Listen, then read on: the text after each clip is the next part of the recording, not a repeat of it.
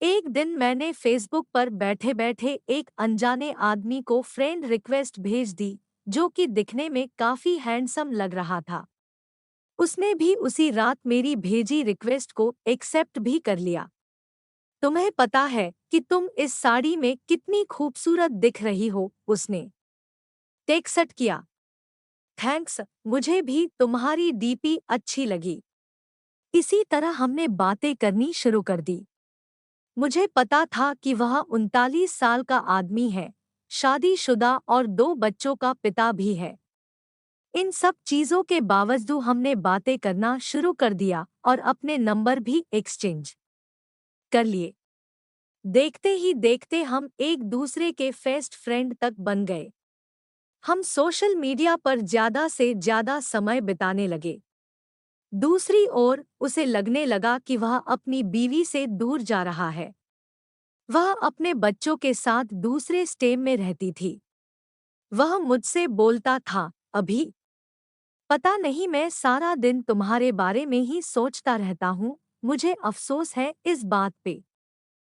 मैं नेचर से काफी शर्मीली थी, मेरे काफी अच्छे दोस्त भी थे, लेकिन मुहाफिज जैसा दोस्त होना काफी स्पेशल था मेरे लिए। 1 महीने की चैटिंग के बाद हमने स्काइपिंग करना भी शुरू कर दिया। हम उस पर बातें कम और एक दूसरे को घंटों निहारा ज्यादा करते थे। एक रात वह मेरे साथ वीडियो कॉल पर था। उसने बोला, ऐसे देखते देखते कहीं प्यार ना हो जाए। खैर, अब हम रोज ही वीडियो कॉल करने लग गए। हम इतने पास आ चुके थे कि अब हम एक रियल कपल की तरह बिहेव करने लगे थे। हम रोमांस करते, एक दूसरे को चिढ़ाते और थोड़ी लड़ाइयाँ भी करते। कहने का मतलब था कि एक 17 साल की लड़की को 39 साल के आदमी से प्यार हो गया था। जिस तरह से प्यार की कोई उम्र नहीं होती, उसी तरह से हम दोनों को भी अपना रिश्ता बिल्कुल गलत नहीं लगा। हमें नहीं लगा कि हमने कुछ गलत काम किया है। इसी दौरान इसकी बीवी और बच्चे इससे मिलने आए, पर वह फिर भी मुझसे बातें किया करता था। यहाँ तक कि वह अपनी बीवी के सामने भी मेरी कॉल उठा लेता था। उसी दौरान उसकी बीवी उस पर शक करने लगी, क्योंकि अब वह पहले जैसा बिल्कुल भी नहीं रहा।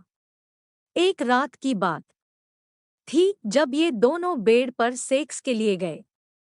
तभी इनके फोन पर मैंने मैसेज और अपनी फोटो भेजी। इनकी वाइफ ने उठकर फोन जैसे ही खोला, मेरी फोटो उन्हें दिखी। उसकी वाइफ ने कोई रिएक्शन नहीं दिया, बस मुहाफिज को जोर का थप्पड़ मारा और रोने लगी। 3 दिनों के बाद वह घर छोड़कर चली गई। मुझे उसकी वाइफ के लिए काफी बुरा लगा, इसलिए मैंने उससे कई दिनों तक बातचीत बंद कर दी। उसकी वाइफ के जाने के बाद हम फिर से मिले और हमने लॉन्ग ड्राइव पर जाने का प्लान बनाया। उसी शाम उसने मुझे प्रपोज किया, मुझे सिर्फ तुम ही चाहिए और कुछ नहीं। अपनी जवानी में मैं काफी सारी लड़कियों से मिला, पर तुम ही एक ऐसी लड़की हो जिसने मेरा दिल चुराया है। वहां कुछ देर के लिए शांति छा गई। फिर उसने मुझे आई लव यू बोला। उसकी आंखों में आंसू थे। हम एक दूसरे को किस करना चाहते थे, गले लगना चाहते थे। दूसरे दिन मुझे एक मैसेज मिला जिसमें उसने लिखा था, हे डार्लिंग, आई लव यू, लेकिन मेरा परिवार भी है, मेरी कुछ ड्यूटीज भी है। यह मेरा तुमको आखिरी मैसेज है। मुझे प्लीज कॉल या टेक्स्ट मत करना, मैं तुम्हें ब्लॉक कर रहा हूँ। मुझे ऐसा लगा कि मानो मैं शादी के बाद विधवा बन गई हूँ। मैं बुरी तरह से टूट चुकी थी, काफी परेशान थी। 3 महीने बीत जाने के बाद मैं एक लड़के के साथ रिलेशनशिप में आई।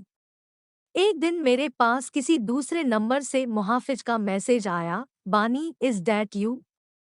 प्लीज मेरी लाइफ में दोबारा वापस आ जाओ, मैं तुम्हारे बिना नहीं रह सकता।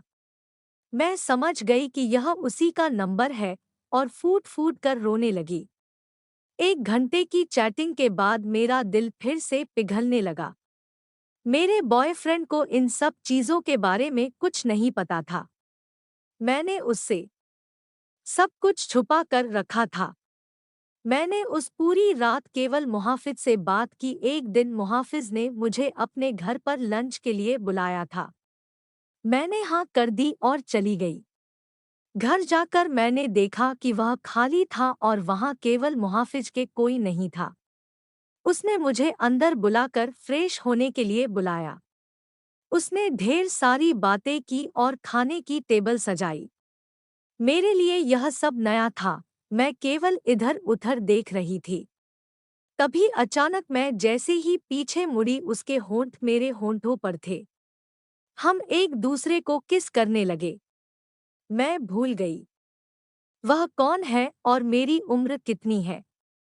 वह पहला टाइम था जब मैं किसी के साथ सेक्स कर रही थी, वो भी ये जाने कि हमने प्रोटेक्शन ली है या नहीं।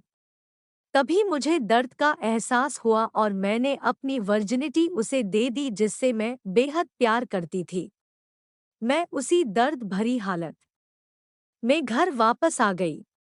दूसरे दिन मुझे काफी अच्छा महसूस हो रहा था। अब मुझे पूरी तरह से एहसास हो चुका था कि वह मुझे कभी नहीं छोड़ेगा।